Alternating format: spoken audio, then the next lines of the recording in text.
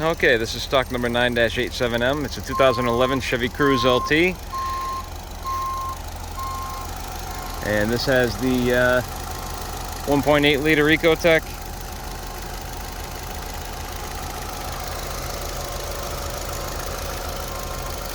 Been running for a little while here.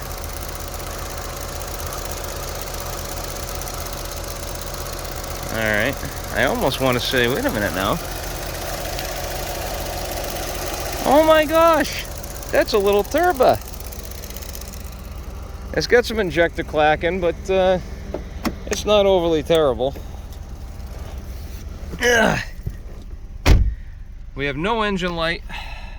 91,946 for miles. The passenger side rear is completely smashed in an accident, so I can't drive this. But I can show you that the transmission goes backwards, goes forwards,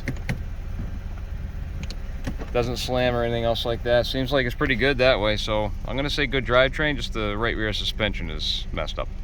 That's it.